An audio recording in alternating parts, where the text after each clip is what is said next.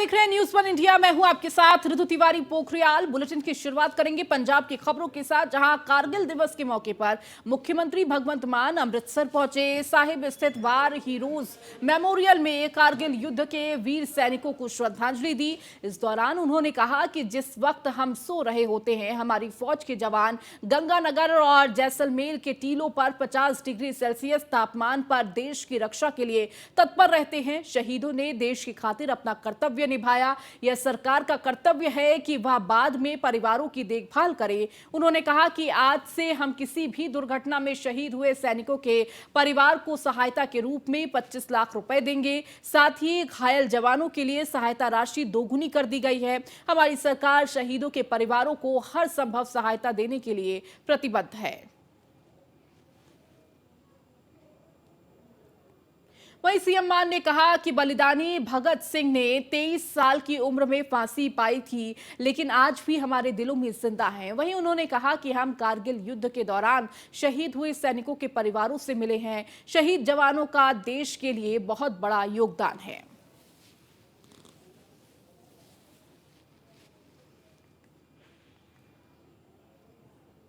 तो वहीं सीएम मान ने कहा कि शहीद सैनिकों के परिवारों की देखभाल करना सरकार की जिम्मेदारी है। हम यह सुनिश्चित करेंगे कि जो भी सैनिक दुर्घटना में शहीद होता है, उसकी कार्रवाई ग्रेशिया परिवार को दी जाएगी। वहीं घायल जवानों को दी जाने वाली सहायता राशि को भी बढ़ाकर दोगुना कर दिया गया है।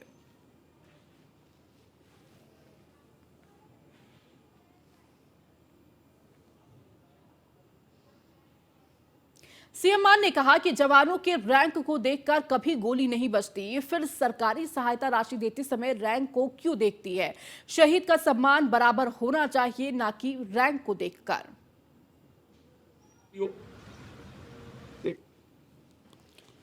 तो सरकार सहायता राशि देते समय रैंक को क्यों देखती है, इस पर सवाल खड़े किए। जब गोली लगती है तब कोई रैंक नहीं देखी जाती, गोली किसी की रैंक नहीं देखती। फिर जब मदद की बात आती है तो सरकार सहायता राशि देते समय रैंक क्यों देखती है?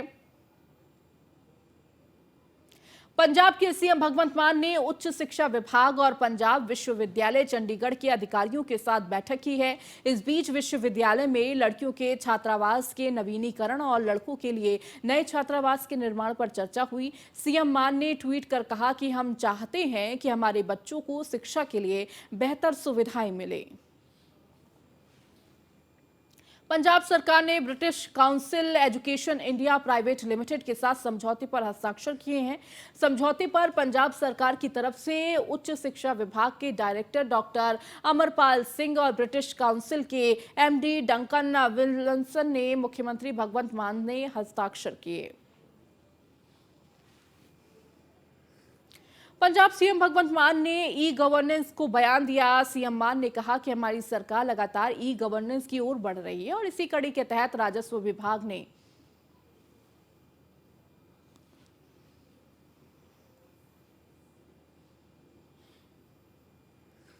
पंजाब के प्राचार्य के पहले और दूसरे बैच के सफल प्रशिक्षण के बाद तीसरा और चौथा बैच सिंगापुर के लिए रवाना हुआ। सभी को सीएम भगवंत मान ने शुभकामनाएं दी और कहा कि यह सिलसिला इसी तरह जारी रहेगा। हमारी सरकार पंजाब के सरकारी स्कूलों को देश का नंबर 1 स्कूल बनाने के लिए कड़ी मेहनत कर रही है। बच्चों को हर तरह की शिक्षा के लिए बेहतरीन माहौल मुहैया करा रही है।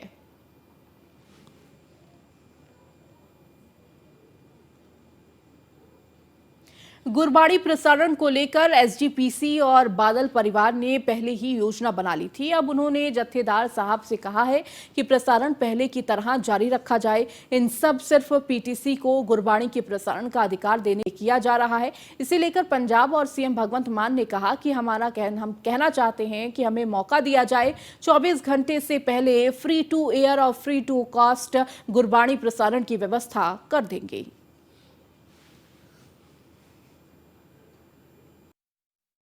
देखो, ये तो पहले ही पता सीगा जी, बड़े वधिया तरीके ਨਾਲ प्लैनिंग ਕੀਤਾ ਉਹਨਾਂ ਨੇ। यही गल पुराने जथेदार साहब ने 1 साल पहला कही सी कि चैनल बना लो। उदों क्यों नहीं उन्हों की गल मनी गई? हुण की है, इन्हों पता सी, पहला कहते यूट्यूब ते असीं टेंडर लावांगे। इन्होंने सोचा है सी कि नेड़े जाके फिर आपां इदां कहा लांगे ते कहा के उस तो बाद फिर कह देंगे भी जिहड़ा पुराना सैटअप चलदा हजे उही ਚੱਲਣ दो। श्री अकाल तख्त साहब के जथेदार साहब जिहड़ा उन्हां दा लैटर है ਉਹਦੇ 'ਚ उन्होंने किसी चैनल का नाम तो नहीं लिखा ना, उन्होंने कहा कि सैटेलाइट चैनलों पर भी पवित्र गुरबाणी का प्रसारण होना चाहिए। तो श्रोमणी कमेटी जिहड़ी है वो इक्को चैनल नूं क्यों बेनती कर रही है? एक निजी चैनल है, बाकियां नूं बेनती क्यों नहीं कर रहे कि तुसीं भी कर लो? आ जिहड़ा हुण इस वक्त मैं बोल रहा सारे चैनलों पर लाइव चल रहा है, वैब चैनल भी होणगे, सैटेलाइट भी होणगे। किन्ने चिर च कीता प्रबंध है? आपां घंटा, 1 घंटे च प्रबंध हो गया। उत्थे तो लगा लगाया सैटअप है। उसे चैनल नूं बेनती कर रहे हैं, मतलब मिन्नतां करके दे रहे इस बार कि साडा प्रसारण कर दो। क्यों बई? बहुत सारे चैनल होर भी तैयार ने, सिर्फ इन्हां नूं ही क्यों? इन्हां नूं क्यों नहीं? इस गल का जवाब संगत देगी। ਤੁਸੀਂ 24 ਘੰਟੇ ਦਾ ਦਾਵਾ ਕਰਤਾ ਹੈ ਜੀ ਕਿ 24 ਘੰਟਿਆਂ ਦੇ ਵਿੱਚ ਅਸੀਂ ਕਰ ਲਈ करके दे देंगे। हाँ जी, सीएम साहब सरकार ਦੀ ਤਿਆਰੀ ਕੀ ਹੈ ਕਿਉਂਕਿ ਐਸਜੀਪੀਸੀ ਨਹੀਂ ਚਾਹੁੰਦਾ ਅਸੀਂ ਚਾਹੁੰਦੇ ਹਾਂ ਇੱਕ ਤਾਂ ਜਿਹੜੇ ਨੇ ਇਹ ਹੈਗੇ ਨੇ ਨਾ, ਇਹ ਜਿਹੜੇ ਬਜ਼ੁਰਗ ਨੇ, ਤਜਰਬੇਕਾਰ ਨੇ, ਪਰ ਉਹਨਾਂ ਨੂੰ ਆਹ ਟੈਕਨੋਲੋਜੀ ਨਹੀਂ ਪਤਾ। ਉਹਨੂੰ ਤਾਂ ਇਹ ਵੀ ਨਹੀਂ ਪਤਾ ਫ੍ਰੀ ਟੂ 에ਅਰ ਕੀ ਹੁੰਦਾ, ਉਹਨੂੰ ਇਹ ਵੀ ਨਹੀਂ ਪਤਾ ਫ੍ਰੀ ਆਫ ਕਾਸਟ ਕੀ ਹੁੰਦਾ। ਉਹ ਕਹਿੰਦੇ ਅਸੀਂ ਕਦੋਂ ਪੈਸੇ ਲੈਣੇ। ਮੈਂ ਇੱਕ ਮਿੰਟ ਸਾਡੀ ਤਿਆਰੀ ਇਹ ਹੈ, फीड बाहर दे दो, कैमरे 2-4 ही लगणगे अंदर। कोई मैं नहीं कहता कि दरबार साहब के अंदर गलियारे दे विच कोई जिथे दरबार साहब है, गुरु साहब की बीड़ है जिथे, उत्थे कोई रश करांगे, कैमरे उन्ने ही रहणगे। बाहर जिहड़ी फीड आउंदी है सारिਆਂ ਨੂੰ फ्री कर दो, सारे आप अपनी चला देण, मर्यादा हो लागू कर देण कि विचाले कोई ऐड नहीं आऊगी। ईवन लिखती भी ऐड नहीं आऊगी थले पट्टी ते, अद्धा घंटा पहला ऐड नहीं आऊगी, अद्धा घंटा बाद ऐड नहीं आऊगी। जिहड़ा चैनल ਇਹਦੀ वायलेशन करता है ਉਹਨੂੰ अगले दिन ब्लैकआउट कर दो। पर नहीं करना, ਇਹਨਾਂ ਨੂੰ देना क्योंकि परिवार ਦਾ इसे पर यही परिवार चलाਉਂਦਾ, सो ਇਹਨਾਂ ਨੂੰ ही देना है। वहीं यूपीएससी को कोचिंग को लेकर सीएम भगवंत मान ने बैठक की है। अधिकारियों के साथ बैठक कर कहा कि हम पूरे पंजाब में 8 कोचिंग सेंटर खोल रहे हैं, जिसकी रूपरेखा का विस्तार से चर्चा की जाएगी। हम इस ट्रेनिंग को ऑफलाइन के अलावा ऑनलाइन भी आयोजित करने पर विचार कर रहे हैं। साथ ही सरकार ट्रेनिंग लेने वाले बच्चों को आर्थिक मदद भी देगी। सारी जानकारी जल्द ही जारी की जाएगी। कैबिनेट मंत्री हरभजन सिंह ने मान सरकार की उपलब्धि गिनाते हुए कहा कि मान सरकार ने पहले वर्ष में 29,000 से ज्यादा सरकारी नौकरियां प्रदान की हैं। साथ ही कहा कि अप्रैल 2022 से जून 2023 तक अनुकंपा के आधार पर प्रदान किया गया है। एसडीओ के 139 पदों के लिए भर्ती प्रक्रिया सितंबर 2023 तक पूरा हो जाएगी। हम सरकारी क्षेत्र में अधिक से अधिक रोजगार के अवसर पैदा करने के लिए प्रतिबद्ध हैं।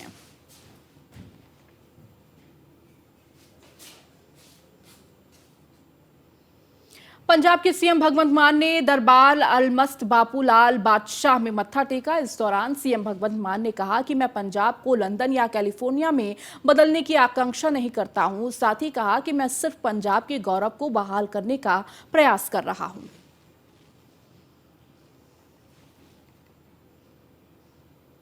आम आदमी पार्टी के 2 विधायकों ने सीएम भगवंत मान का लिखित जवाब मंड को सौंपा। गुरुद्वारा विधेयक ने बताया कि मुख्यमंत्री भगवंत मान अभी व्यक्तिगत रूप से पेश नहीं हुए हैं। इससे पहले 28 जून और 8 जुलाई के आह्वान को दरकिनार करते हुए सीएम को मंड ने एक और मौका दिया है कि वह 2015 सरबत खालसा द्वारा नियुक्त सिख उच्च पुरोहित के समक्ष पेश होकर विधेयक लाने पर अपना रुख स्पष्ट करें। मुख्यमंत्री भगवंत मान ने फिरोजपुर के बाढ़ प्रभावित इलाकों का जायजा लिया। मुख्यमंत्री ने सेना की नाव में बैठकर खेतों और गांव के आसपास भरे पानी का जायजा लिया।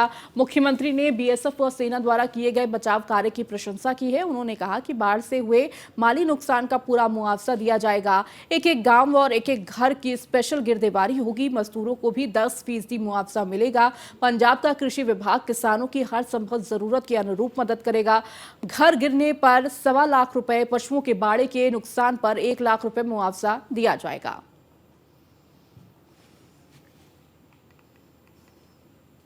वहीं जालंधर के शाहकोट में धुस्सी बांध में पिछले दिनों भारी बारिश के कारण आई दरारों को भरने का काम शुरू हो गया है। सतलुज का जलस्तर बढ़ने के बाद से ही राज्यसभा सांसद संत बलबीर सिंह सीचेवाल ग्रामीणों के साथ जुटे हुए हैं।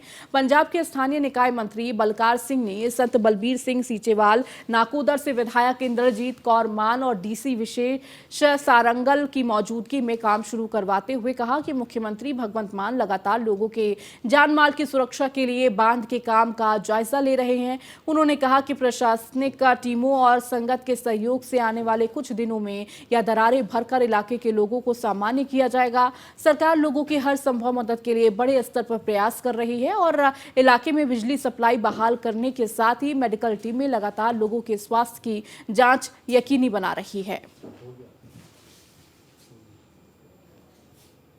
पंजाब के मुख्यमंत्री ने संगरूर के घग्गर से सटे बाढ़ प्रभावित इलाकों की समीक्षा की है। इस दौरान लोगों से बात की और उन्हें प्रोत्साहित किया और कहा कि इस तरह के नुकसान की भरपाई करेंगे। हमारे लिए सबसे जरूरी पानी में फंसे लोगों और मासूमों की जान बचाना है। समय कठिन है लेकिन हम सभी को एक दूसरे के सहयोग से गुजरना होगा। भगवान की कृपा से चीजें जल्द ही पहले जैसी स्थिर हो जाएंगी। हिम्मत रखो, लगन में रहो, मैं हर समय लोगों के साथ खड़ा हूं। पंजाब के स्वास्थ्य मंत्री डॉक्टर बलबीर सिंह शाहकोट उपमंडल के बाढ़ प्रभावित इलाकों का दौरा किया। इस दौरान वो संत बलबीर सिंह सीचेवाल से भी मुलाकात की और इसी दौरान डॉक्टर बलबीर सिंह ने घोषणा की कि स्वास्थ्य विभाग में टीमें बाढ़ग्रस्त इलाकों में लोगों के घरों तक जाएगी, जहां उन्हें निःशुल्क दवाएं भी उपलब्ध कराई जाएंगी। डॉक्टर बलबीर सिंह ने अपने इस दौरे के दौरान गिचड़पिंडी और मंडला छन्ना के बाढ़ प्रभावित गांव का दौरा किया। उन्होंने मेडिकल टीमों से बातचीत की और लोगों को पेश आ रही सेहत की समस्याओं के बारे में जानकारी हासिल की है। पंजाब के स्वास्थ्य मंत्री डॉक्टर बलबीर सिंह ने रविवार को फरीदकोट जिले का दौरा किया है। इस दौरान उन्होंने बाढ़ के बाद होने वाली बीमारियों के बारे में जमीनी स्तर पर जानकारी जुटाई है। उन्होंने कहा कि जिले में बाढ़ का असर राज्य के अन्य जिलों की तरह नहीं है, जहां जलस्तर बढ़ रहा है कि फिर भी वो अग्रिम इंतजाम को लेकर फरीदकोट पहुंच गए हैं। मंत्री डॉक्टर बलबीर सिंह ने अशोक चक्र हॉल डीसी कार्यक्रम फरीदकोट में विभिन्न विभागों, आईएमए के अधिकारियों और धार्मिक और सामाजिक संगठनों के साथ विशेष बैठक की है। वहीं जिले के बाढ़ प्रभावित इलाकों के लोगों को उपलब्ध कराई जा रही चिकित्सा सुविधाओं की भी समीक्षा की। इस मौके पर फरीदकोट के विधायक गुरदीप सिंह सेखो और जैतो के विधायक Amolakar Singh, deputy commissioner Vineet Kumar, SSP Harjeet Singh उपस्थित रहे। मंत्री ने कहा कि मुख्यमंत्री भगवंत मान ने नेतृत्व वाली पंजाब सरकार ने गंभीर बाढ़ की स्थिति के दौरान लोगों को घातक बीमारियों से बचाने के लिए सरकारी व गैर सरकारी संगठनों के सहयोग से मेडिकल कैंप लगाए हैं। कैबिनेट मंत्री हरभजन सिंह ईटीओ ने जंडियाला गुरु हल्का के मेहता में मेहता मार्केट कमेटी के नए कार्यालय और लिंक रोड का शिलान्यास किया है। ये कार्यालय 1.5 करोड़ की लागत से बनकर तैयार हुआ है। प्रोजेक्ट के तहत मेहता अमृतसर रोड से मेहता गांव तक लिंक रोड 10 से 18 फीट तक चौड़ा किया जाएगा। इस दौरान मंत्री ने कहा कि सरकार ने गांव की जो भी सड़कें 10 फीट चौड़ी की है, उन्हें 18 फीट करने की योजना बनाई गई है। मेहता लिंक रोड 50 लाख की लागत से चौड़ा किया जाएगा। इसके निर्माण में मेहता, उंदल और नंगली और अन्य गांवों के लोगों को राहत मिलेगी। मंत्री कुलदीप सिंह धालीवाल ने भारी बारिश के कारण आगामी दिनों में संभावित बाढ़ के खतरे से निपटने के लेकर रावी और सकी नाले का निरीक्षण किया। उन्होंने लोधी गुजर, टोटा पोस्ट और झुंझ रावी दरिया और सकी दरिया के आसपास के इलाकों का दौरा किया। फिलहाल बाढ़ का कोई खतरा नहीं है, लेकिन अलर्ट पर रहने की जरूरत है। बाढ़ प्रभावित हिस्सों में राहत कार्य किए जा रहे हैं। आम आदमी पार्टी ने पंजाब के राज्यपाल बनवारी लाल पुरोहित से पार्टी की राज्य इकाई के कार्यालय के लिए चंडीगढ़ में भूमि आवंटित करने का अनुरोध किया। आपने कहा कि वह एक राष्ट्रीय दल है और पंजाब में उनके पास विशाल बहुमत है। मुख्यमंत्री और पार्टी के राज्य इकाई के अध्यक्ष भगवंत मान ने राज्यपाल को लिखे पत्र में कहा कि राज्य के सभी 7 राज्यसभा सदस्य आपके हैं। चंडीगढ़ में 35 पार्षदों में से 14 हमारे हैं। आम आदमी पार्टी पंजाब और चंडीगढ़ में सबसे लोकप्रिय पार्टी है। सीएम भगवंत मान ने कहा कि उन्हें इस मुद्दे पर पहले भी राज्यपाल को पत्र लिखा था, लेकिन राज्यपाल की ओर से कोई प्रतिक्रिया नहीं मिली है। जो चंडीगढ़ के प्रशासन भी है, मान ने पत्र में लिखा कि पार्टी कार्यालय के लिए जमीन आवंटित करने के लिए कई बार पत्र लिखने के बाद भी चंडीगढ़ प्रशासन की ओर से कोई प्रतिक्रिया नहीं मिली। अमृतसर में आपातकालीन चिकित्सा प्रतिक्रिया प्रणाली के संबंध में एक बैठक आयोजित की गई। जिले के प्रशासनिक अधिकारियों के साथ बैठक की गई, जहां स्वास्थ्य मंत्री बलबीर सिंह ने बताया कि लोगों को भयानक बीमारियों से बचाने और इलाज की मुकम्मल व्यवस्था की गई है। और इसी दौरान स्वास्थ्य मंत्री बलबीर सिंह ने बीजेपी पर निशाना साधते हुए कहा कि प्रधानमंत्री को हवाई सर्वेक्षण नहीं बल्कि अपने मंत्रियों के साथ बाढ़ प्रभावित राज्यों का दौरा करना चाहिए। ਉਹ ਤਕਰੀਬਨ ਬਹੁਤ ਅੱਛਾ ਚੱਲ ਰਿਹਾ। ਰੈਸਕਿਊ ਦਾ ਨੀਅਰਲੀ ਓਵਰ ਹੈ। ਇੱਕ ਦੋ ਜਗ੍ਹਾ ਐਕਟਿਵ ਹੈਗੇ, ਸਰਦੂਲਗੜ੍ਹ ਸਾਈਡ ਤੇ ਥੋੜਾ ਜਿਹਾ ਪਾਣੀ ਆਇਆ ਫਰੈਸ਼। ਅਦਰਵਾਈਜ਼ ਜਿਹੜੇ ਫਲੱਡ ਵਾਟਰ ਹੈ ਉਹ ਰਿਸੀਡ ਕਰ ਚੁੱਕੇ ਆ ਔਰ ਸਾਡਾ ਰਿਲੀਫ ਵਰਕ ਚੱਲ ਰਿਹਾ ਹੈਗਾ ਵਧੀਆ। ਇਸ ਤੋਂ ਬਾਅਦ ਜਿਹੜੇ ਦੋ ਵੱਡੇ ਚੈਲੰਜ ਆ ਉਹ ਹੈਗੇ ਆ ਵਾਟਰਬੋਰਨ ਡਿਜ਼ੀਜ਼, ਡਾਇਰੀਅਲ ਡਿਜ਼ੀਜ਼, ਜਿਹਦੇ ਚ ਡਾਇਰੀਆ, ਕੋਲਰਾ, ਗੈਸਟ੍ਰੋਟਾਈਟਸ, ਔਰ ਦੂਜਾ ਹੈਗਾ ਵੈਕਟਰ ਬੋਰਨ, ਜਿਹੜੀਆਂ ਕਿ ਮੱਖੀਆਂ ਤੇ ਮੱਛਰਾਂ ਨਾਲ ਹੋਣ ਵਾਲੀਆਂ ਬਿਮਾਰੀਆਂ, ਚਾਹੇ ਮਲੇਰੀਆ, ਡੇਂਗੂ, ਚਿਕਨਗੁਨੀਆ।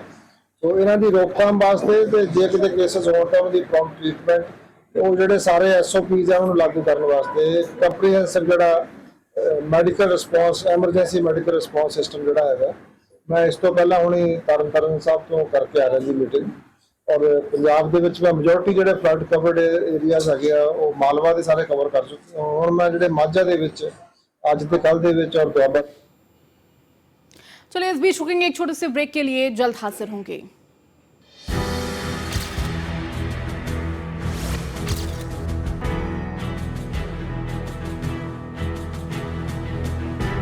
प्रकृति और परमात्मा के असीम कृपा वाले उत्तर प्रदेश में यशस्वी प्रधानमंत्री श्री नरेंद्र मोदी जी की प्रेरणा से माननीय मुख्यमंत्री योगी आदित्यनाथ के नेतृत्व में वन महोत्सव जन आंदोलन का स्वरूप ले चुका है। योगी आदित्यनाथ जी एक संवेदनशील मुख्यमंत्री हैं। भावी पीढ़ी के लिए पर्यावरण संरक्षण की आवश्यकता को समझते हैं।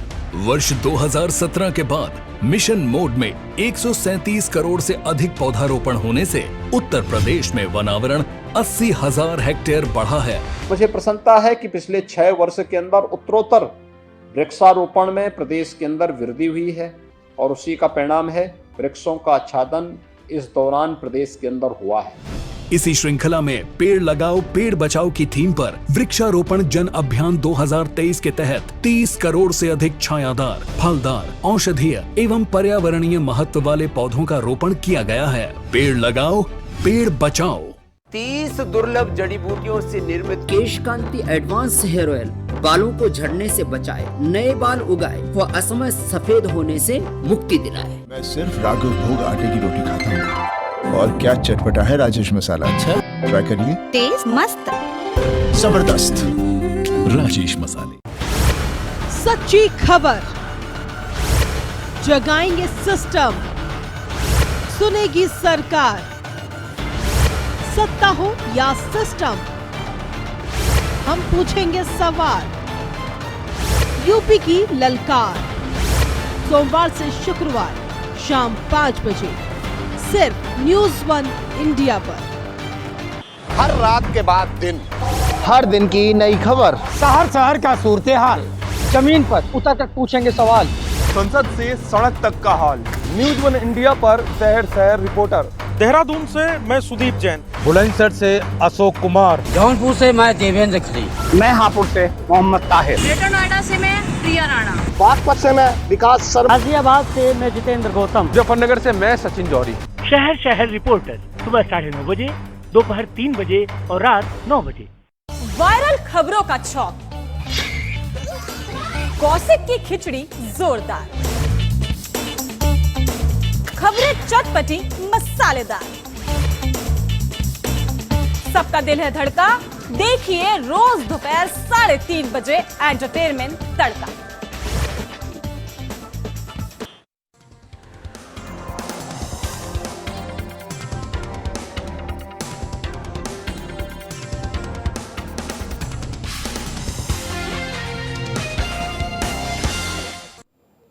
ब्रेक के बाद एक बार फिर से आपका स्वागत है। खबरों में आगे बढ़ेंगे। खबर प्रयागराज से, जहां ज्ञान वापी मामले में हाईकोर्ट में सुनवाई जारी है। चीफ जस्टिस की बेंच के मामले में सुनवाई कर रही है। मुस्लिम पक्ष के वकील ने जवाब दाखिल किया है। एएसआई के हलफनामे का जवाब दाखिल किया गया है। एएसआई की लीगल आइडेंटिटी क्या है, चीफ जस्टिस तो एएसआई के अधिकारी हाईकोर्ट को जानकारी दे रहे हैं। एएसआई ने हाईकोर्ट में कहा कि हम ड्रिलिंग नहीं करेंगे। महाधिवक्ता ने हाईकोर्ट में सुनवाई के दौरान कहा कि सरकार की केवल कानून व्यवस्था की जिम्मेदारी है।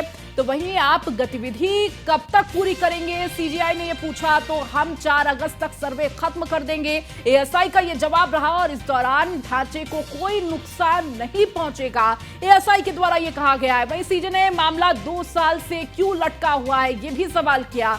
तो ज्ञान वापी परिसर में खुदाई नहीं करेंगे, एएसआई के द्वारा कहा गया। विवादित संरचना की हमारे पास तस्वीरें हैं, हिंदू पक्ष के द्वारा यह कहा गया। तो सीजे ने हमें यहां साक्ष्य का निर्णय नहीं लेना है, उचित चरण के लिए साक्ष्य सुरक्षित रखें, यह भी आदेश दिया। तो वहीं मैंने कानूनों का एक संकलन प्रदान किया है, एएसआई की दलीलों पर गौर करेंगे। मुस्लिम पक्ष ने यह कहा है कि एएसआई की जो दलीलें दी गई हैं उस पर कहीं ना कहीं गौर किया जाएगा।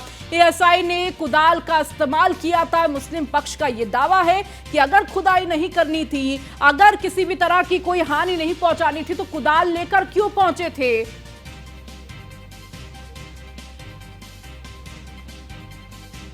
तो ज्ञान वापी मामले में हाईकोर्ट में सुनवाई लगातार जारी है। 3:30 बजे से ये सुनवाई शुरू हुई है और देखिए लगभग 1 घंटे का वक्त होने जा रहा है। ये सुनवाई जारी है और माना जा रहा है कि आज का वो दिन हो सकता है जब इस पूरे मामले को लेकर, एएसआई सर्वे को लेकर फैसला आ सकता है। हालांकि इस पर अभी संशय बना हुआ है, कोर्ट अगली डेट दे सकती है और इस मामले को कहीं ना कहीं टलता हुआ भी देख सकते हैं। लेकिन आज वो वक्त भी हो सकता है जब बड़ा फैसला दिया जा सकता है हाईकोर्ट की तरफ से। तो एएसआई सर्वे को लेकर ये पूरा मामला अभी सुनवाई और दोनों पक्षों की तरफ से अपनी अपनी दलीलें दी जा रही है। एक तरफ मुस्लिम पक्ष ये दावा कर रहा है कि आप तोड़फोड़ करेंगे, जो वास्तविक ढांचा है उसके साथ कहीं ना कहीं छेड़छाड़ की जाएगी। तो वहीं एएसआई के द्वारा कहा गया है कि किसी भी तरह की तोड़फोड़ नहीं की जाएगी। और अधिक जानकारी के साथ विकास संवाददाता हमारे साथ जुड़ चुके हैं। विकास, अभी फिलहाल क्या कुछ अपडेट है, क्योंकि 1 घंटे का वक्त अब होने जा रहा है और सुनवाई 3:30 बजे से जारी है।